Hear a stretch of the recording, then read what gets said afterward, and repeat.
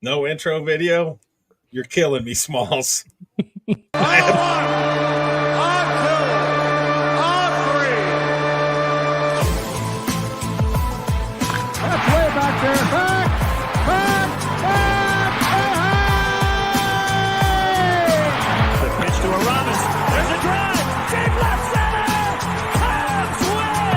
Montero drives one in the air.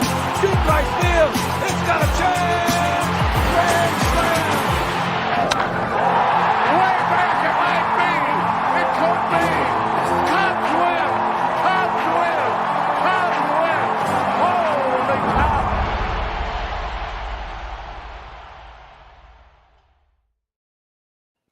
The Dingers podcast is on the air. I'm your host, Mitch. I'm here with my boys, Kevin and Jeffrey. Yes, I'm not good at doing the intro video, getting it up there. So if you're watching live on YouTube, I'm always late getting that up there. We need a producer. We don't have the cash flow to be able to hire a producer. But we're back. It's been a week. I mean, we took last week off. One, because we were super busy. My kids had a whole bunch of baseball games. Kevin's same. Jeff busy with work. Other guys were trips. But I mean, I feel like this episode's gonna be just like last week's episode. What it would have been is just us talking trash and garbage about our garbage of a team, the Chicago Cubs. Because it, yeah. Amen, Scott. Scott,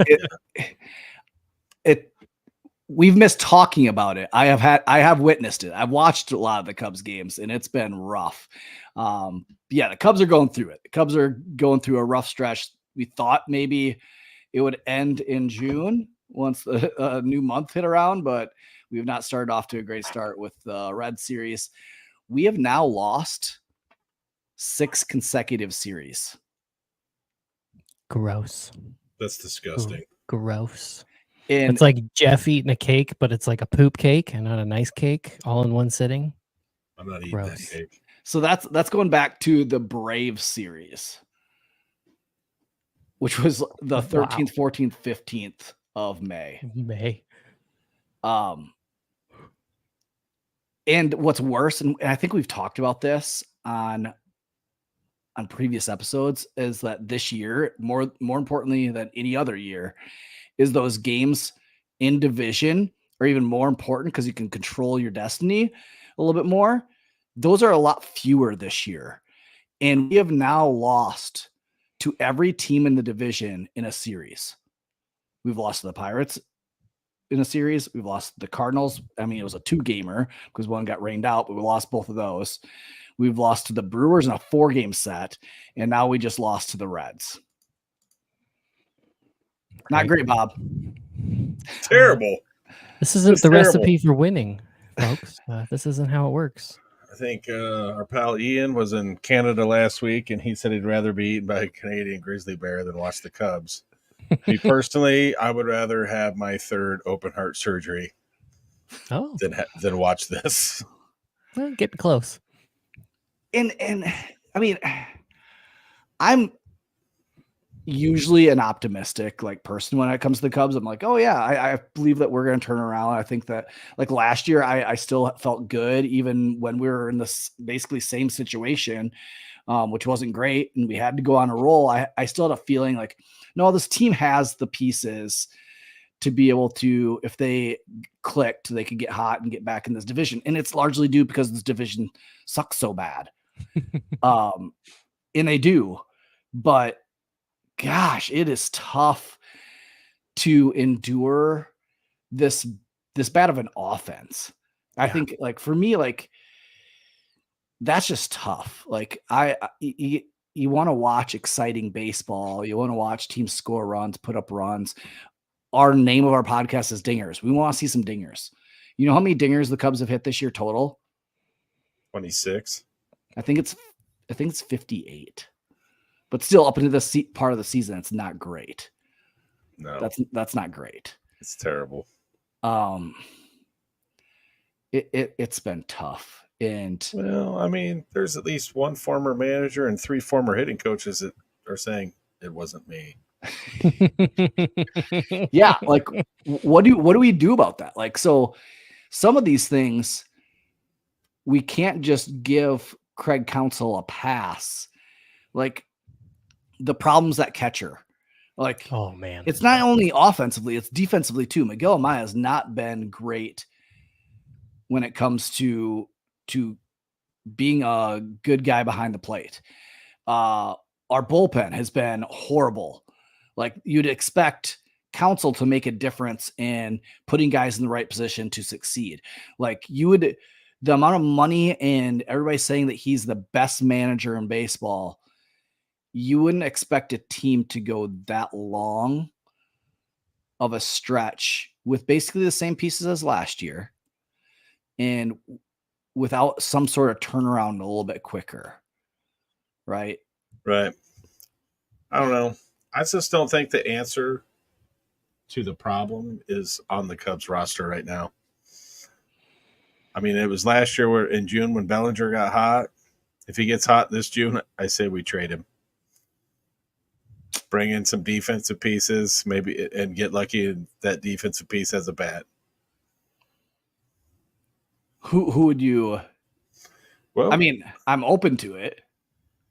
Well, what if we went like with Toronto and maybe we get Vladimir Guerrero Jr., throw in a minor league piece, and maybe we get Dante Bichette to play third. And now we have a third baseman with a bat. And then we'd have Morel DH. I mean, I wouldn't mind that because then you're getting Vlad at first. You have Bichette at it's Bo Bichette. Dante is Bo Bichette. I would take his dad too. I mean, his dad could bring even his dad's over the hill and washed up. He'd probably still hit better than some of the players we got on our team right now. But yeah, then I would put Bo Bichette third. You'd have an amazing defense, right?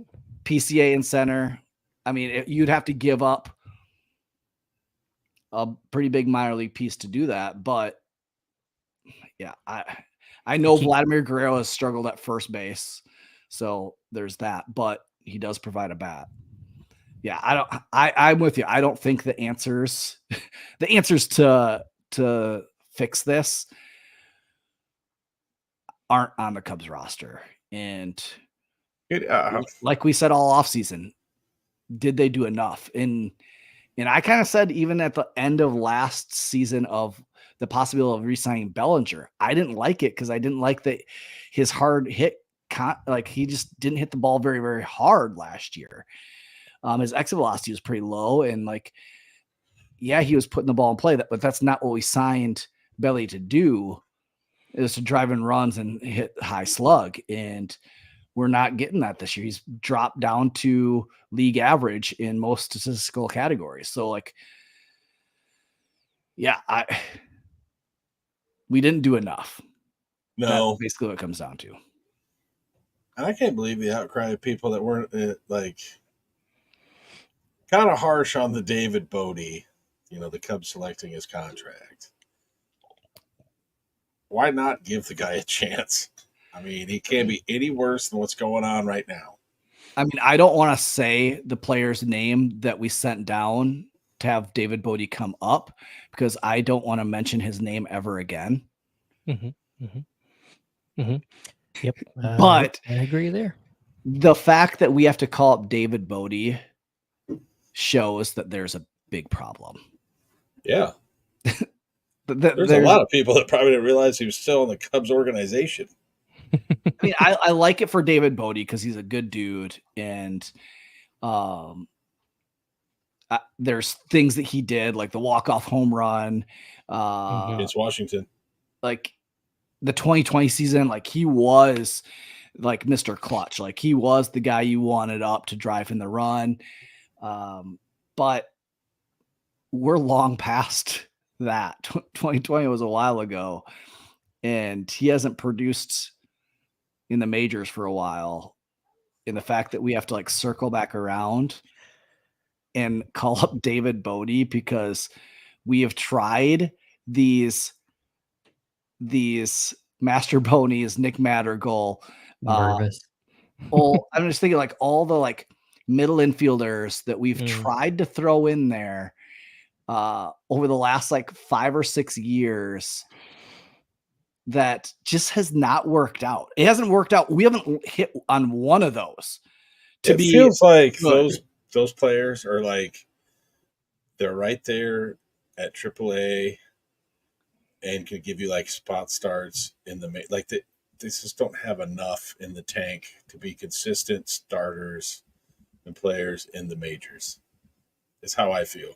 And I think we need to figure out where Nick Madrigal's staying in Des Moines because I just want to talk.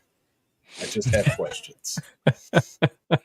Oh, I'm sure Scott probably knows and can set that up. Scott has an idea of going the Mets route and getting Pete Alonso, Edwin Diaz, and JD Martinez for Bellinger and Happ. interesting. That's also an interesting thing. I know we're never gonna hear the end of Pete Alonso until the season is finally over, but because his name is always being brought up, and the Cubs don't really have a first baseman. Go get Pete Alonso from the Mets. So not necessarily against. I just imagine the Mets owners got to be like, nah, you got to give me a lot of good to get after the Javi trade last time. In the month of May, the Cubs are in dead last in batting average with runners in scoring position. Oh my gosh. Like that's been a huge issue. Like just being able to like drive in runs when they're in scoring position. And even like a lot of times it's 1 out and we're not doing the thing that we need to do. It's a lot of really bad timely Ks that like, and like you brought up pre-show, like, hey, Hap's getting hot. Like at least Hap's doing it. It's like, that's great. But then all these other guys, like it's not clicking with the whole bunch.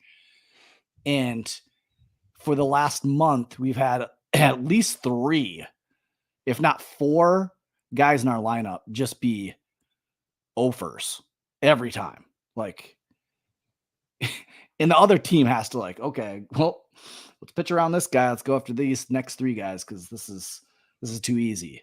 Too easy. It's been way too easy for opposing teammate or opposing teams when it comes to the Cubs. We did call up PCA to try to solve a little bit of issues. With that, how much playing time should PCA get now that he's called up going forward? What do you think, Kevin? I'd love to see him out there a lot. I don't know if I'll put a number on it, but considering our other options at first base right now, I don't see a reason why PCA shouldn't be getting, 70, 80% of the starts. I'd love to see him out there patrolling the outfield. Maybe maybe while they're out there taking some practice, say remembers, how to cup the ball with the other hand. We'll bring the defense up a little bit, but on top of that, I mean, I got to imagine he's the center fielder of the future for us. So we might as well get him all the playing time we can now. And like his first little stint this season with the Cubs, he wasn't that bad. Like he was league average or a little bit better. He worked good at bats. The strikeouts he limited. He was a serviceable center fielder for the Cubs. And he's 99 on defense of being able to go get balls. Like he's in the 99th percentile. And like, he's fast. Get him on the base pass, like create havoc. I tell you what, if we could turn him into a leadoff hitter, I tell you what, he would be the white version of Kenny Lofton. Yeah, I don't think let's talk lineup. Let's talk lineup. So if we have PCA in center, I would bat him 7th, 8th, or 9th. Right. You have Belly at first, getting majority of the starts at first, which then eliminates Wisdom and Bush for a majority of the part. Like Bush isn't going to, unless Bush gets in there for a DH. But if you have Bodie up now, he might get some starts at third base when if Morel's not, but they're both righties. So you're going to have to kind of pick your poison with that, with Morel and Bodie. I still think Morel's going to figure it out, just because I think all of his statistics kind of show that like he's underperforming what he should be hitting. Like the power is going to come back. Like we're going to, I think that one will be okay. And his stats are so weird too. I think I was reading a little bit about him. His expected, what do they call it? The WOBA, for weighted on base average, versus the expected on base average for him is like the largest difference in Major League. Like he is the most unlucky player in Major League Baseball right now.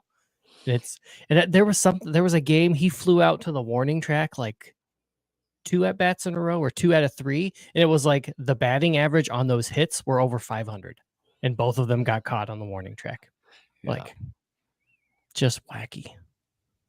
And we're not getting production out of our middle infield like we should. Oh yeah. Like Sayas, but like it's tough. Like, man, like we need to see things start clicking.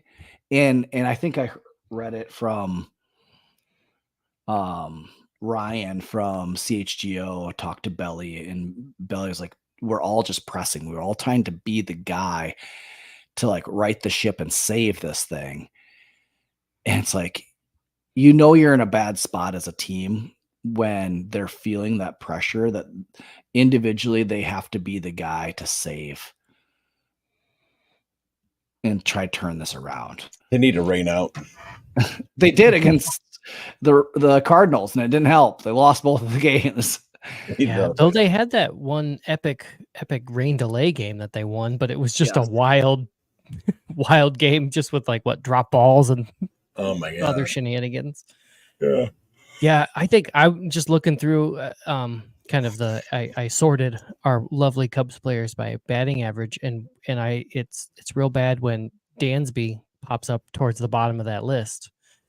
And he's a very versatile hitter, or he has been. He's had power, he's had pop, he's had contact, he's had good average, but he's barely hovering over 200 right now. I don't know if he has anything on the underlying metrics that say he should be doing better than that or not, but yikes. I want to bring up this comment from Stolip Breezing. PCA needs to bat lead off. He's not going anywhere with Amaya and Gomes after him. That's true. You're not wrong. Unless he does it himself. Like, he's going to need to be able to steal second. But even that, he could put himself into a scoring position. And maybe that's why we're dead last in runs batted in, or getting runners in from scoring positions, because we're getting a PCA on. He's stealing second, but then we have Amaya and Gomes who are just free out. Strike out. Yep. But I agree. Like, we need to get PCA in a position in the batting order where he can create a little havoc, and then the guys up to bat can do some hit and runs, can be able to create a little bit of chaos out there. I mean, what was PCA batting at Iowa? I bet he was batting leadoff. He was spot. He was the International Player of the Week when they right before they called him up, and he had 6 extra base hits. 3 of those were home runs. He had 25 total bases, I think.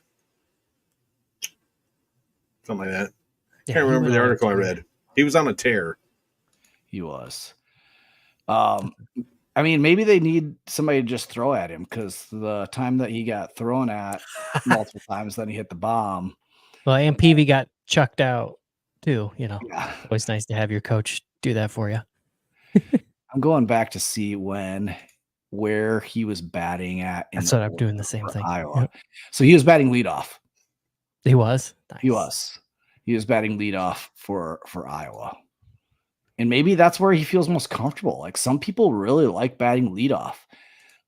And that's where those guys thrive. Like they thrive on creating chaos, like working counts. And I mean, here's one I just looked at Iowa Cubs from what day was this? May 24th. Pete Crow-Armstrong went 4 for 5, 4 RBIs, 4 runs, in a Cubs win 12. Iowa Cubs win 12-0. I would take that. Yeah. So maybe we give him a chance. Give him a chance. I mean, they gave Hap a chance at leadoff to begin the season. It wouldn't hurt to be able to throw him up there and see what he does. Right. Not a bad idea. At about any point, you got to try shuffling the deck somehow and getting some production out of this Caesar salad we have.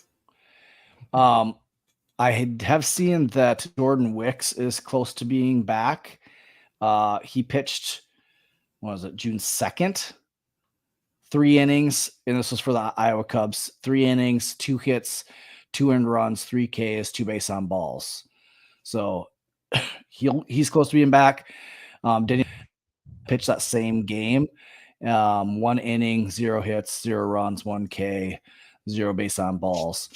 Pitched a perfect 9th inning, or 9-pitch perfect 7th inning for. So does that mean Kyle Hendricks is pretty close to being the full-time coffee maker for the front office? Well, I'll say this. 10 years. I'll say this too. Keegan Thompson pitched for the Iowa Cubs that game. 2 innings, 1 hit, 0 runs, 4 Ks, 1 base on ball. Right. So possibly that could be what happens. It'd be nice to get like Keegan Thompson back into like his prime form when he was throwing really well. But I don't think we can lean on him for like 9 games in a row. Went through a stretch even this year, like this season, like where he was on, then he got injured. And I mean, injuries has been, we can't blame the last month on injuries because we've gotten a lot of the guys back during this month. But I will say, like, when you are off for like 2 weeks because of injury and then trying to get back going again, it takes a while. And we had so many guys all come back at once and they need to like almost restart spring training. Mm-hmm. And so like they need to re-get going. And I mean, that's where we're at. Like, so that gives me a little bit of hope of like, okay, maybe that's what they need. They just need to get their timing down and then they're going to get on a roll here. The problem is now we've done this to ourselves for the 2nd straight season where we have to dig ourselves out of a hole. I'm going to bring this little graphic up. So where is it? Right here. So this was the Cubs. This is like the NL Central. The Brewers and the Cubs were tied for first place around May 5th, 6th, 7th, somewhere around there. They were tied for first. And since then, the Cubs have been on a downward. Now they're below 500. The Cardinals are fighting it out. And the Brewers have just continued to go on and win, which angers me that they keep on doing the same thing, even though they've lost their manager, they've lost their 2 best starting pitchers, and they're still hurting us. Yeah. It just baffles me how some organizations are like that. I mean, we talked about the Cardinals right before we started to record about how we thought their season was over, and they're the 2nd best team in the NL Central right now. Well, Yep. What do you say, Kevin? We're a half game out in the wild card because we're a half game behind the Cardinals, who have the last wild card spot. Like, that's what's bonkers about all this. I mean, the Cubs have been on such a terrible, terrible streak, and technically they're a half game out of a wild card. We go from the 2nd best start of the season since 2016 to the shit house in like 3 weeks. Well, and when we started the season, the whole goal was to be around 500 at this point, but they won so many games, and it was like, oh, they were not expected to be this good to start the year. Let's just kind of ride the trend. They didn't even have to like up their win total, just ride the trend out, and they'll be ahead in the Central. And then Just a downward slide. Well, and you look at the NL standings, and it is like you have the Phillies and the Braves who are like far and above best teams in that division. You have the Brewers who are like running away, and then you have the Dodgers and the Padres who are running. All the other teams below 500. Below 500. That's crazy. And like you'd expect, like the Diamondbacks, who are now like they're in 4th place in the West, to do a lot better. They're 10 games back. The Giants, like you'd think that they'd be improved. Nope, they're 8.5 back. Like the Mets were supposed to be better. They're 17 back. Oh, gross. That's crazy to think about. We're in June and they're 17 games back. I mean, you talked about the doing a trade with Toronto. Toronto is 12.5 games back of the Yankees. They're at 28 and 30. They have 1 game worse record than us. 12 games. In 12 wow. Games.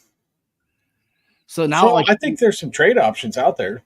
There is like there, but at the same time, here we are below 500, but we're only a half game back in the wild card. Like teams can still make a run and try to make the wild card. Like especially in the NL, you have all these teams that are like good, and then all these teams that are just mediocre, right in the middle, at just hovering around 500. And so it gives options like to any team, like okay, we're either going to go for it or we're gonna trade it away. And it sucks that we're in the same situation that we were last year. It should not be that way. It should not be that way. Like, especially like we talked about at the beginning of the season, we had a really tough schedule and it eased up, and we had all these games in division and we didn't make it. And so that's put us in the situation now where we're gonna have to make a run in June or July to try to like get back in it and get a hold of this division. And with Jordan Wicks coming back, who's he gonna take? Who do you think he's gonna take the place of? Like who's gonna get optioned out? Yeah. Or in the rotation. In the rotation. My guess is Ben Brown. I think Ben Brown was such a key piece in the bullpen, and he's been mostly good as a starter. And he had that fantastic game against, was that the Brewers? Yeah. Where he had like a no-hitter going. No. But I think he would be the one to move. I mean, he was really successful out of the bullpen, so I could see that being an option. And then you bring in a lefty into the road,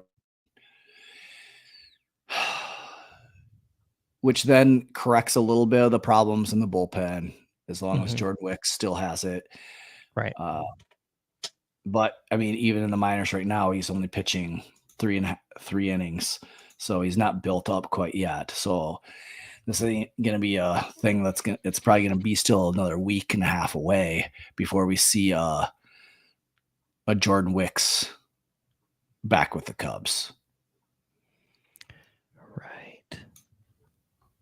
Right. Looking forward. So we have the White Sox coming in tomorrow. You have the White Sox Reds. And we're playing at Cincy. Yeah. Pick Hap for the dinger picks. Well, I'm just looking at like the schedule. So we have White Sox, Reds, the Rays, the Cardinals, the Giants, the Mets, the Giants. These are all teams that are right at or below 500. Right. I think they're all below. So the Rays are below 500. The Giants are below 500. The Cardinals are below 500. They're all below 500. White Sox below 500. We have to get rolling. Like if there's a stretch for us to get going, this has to be the stretch. Like this has to be where we start figuring it out offensively. We're going to be facing a little bit worse pitching. Like we have to get going. There's going to be guys that are going to have to like Hap start to get going. We need Dansby now that it's a little bit warmer to start getting going. Mm-hmm. Saya needs to be getting going. Like maybe his grand slam the other night, like maybe that got him a spark. I know last year it was a home run against the Brewers that was off like a position player that got him going late in the year. Maybe that grand slam will be the spark that gets Saya going. I don't know. We need something. We need something to get this team going and rolling offensively. Because still I think our pitching just feels like if we give up 2, we're screwed. We're done. Like there's nothing like, and you can't pitch like that. You can't blame it on the pitchers when they, if they only give up 2 runs. I mean, that's still almost every team should be able to overcome that deficit. It's 2 runs. I don't know. I hope they all did something fun today to relax. Cripes. Right. Jesus. Well, even like yesterday when the Cubs gave up 4 in was it the first or second? I was just like, mm-hmm. like I turned it off almost. Like I turned it off and started listening to it and then started working outside in our garden or whatever. Like I was like, I can't watch this. Like I'm gonna just listen to it. And they can't hurt me out here. Like they can't hurt my eyes at least. Right. Like, but it's that thing with such fine margins because we aren't putting up runs. Yeah. Sad state of affairs. Yep. Fandom's on life support. We need a burst. We need some electricity. Need something. But yeah, so it has to be that we're this next 5 series. We have to get going because if we fall here to even further below 500, the season's over. Like this is the stretch that we have to go get. And then we end this month with the Brewers again. Fabulous. What? Let me guess. In Milwaukee? Yep. Yes, in Milwaukee. Just great. And whoever keeps calling it Wrigley North, we're about ready to lose that. If we can't win there.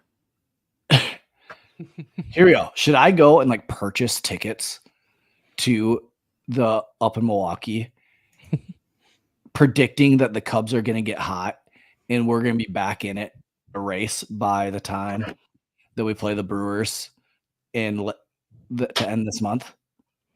Should I do it right now? Sure. Either way, you can either just go there and eat some cheese curds and bratwurst and have a gay old time, or you can sell the tickets and not have to go. Well, I would have to go to a Subway and hopefully just give them away to a Brewers fan. Oh, I forgot about the Subway thing. There you go. Yeah. That might be what I have to do. Maybe that will get the team going if I go online and purchase tickets now. You can count Kevin and I out on that. We've done that road trip. You're not going to join me? You're not going to join me? I have I was just checking the calendar. I got a family reunion that weekend. So, well, I think we have a baseball tournament. Kevin, remember when we went and you and I did all the driving? I do remember that. You were hoping I would finish all the driving too, because I finally was like, I gotta switch. Can't handle it. I was really hoping I'd get away with it. I'm hallucinating through Dubuque, Iowa. I have no idea what's happening. On Saturday, I didn't watch the game that they won because the one game that they won, I was watching my son play, and he had a walk-off single to drive into to get us a dub. So I've been a little bit more vested in my son's travel team than the Cubs last month, which has been good because then I haven't had to invest as much time. But I mean, like, I'll be like Kevin. We were talking before, like it's been hard to invest in this team because it's been so rough, like offensively. Like I would say the last 5 or 6 years, I've watched every single game.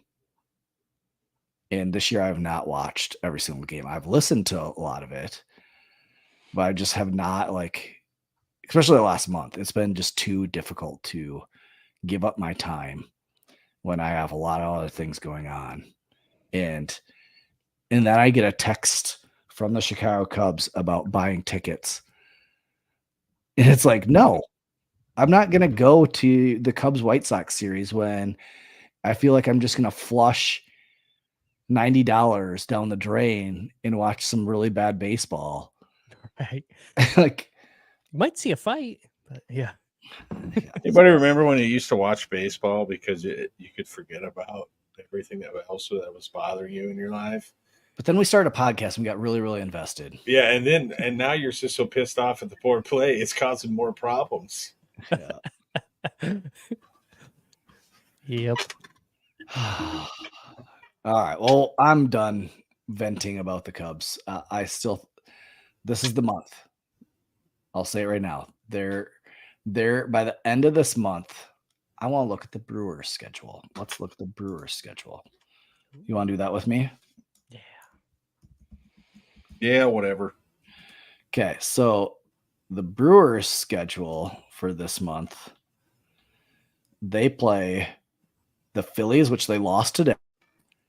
Then they play the Tigers, Blue Jays, Reds, Angels, Padres, Rangers, Cubs. So they have a pretty easy schedule too this month. Tigers are below 500, Blue Jays are below, Reds are below, Angels are below, Padres are above, Rangers below. So, but I'll say this. At the end of this month, my prediction, the Cubs will be only 3.5 games back. So they'll make up some ground. They're 7 back now. They're going to make up some ground. They'll be 3.5 back at the end of the month. Who's with me? Who's with me?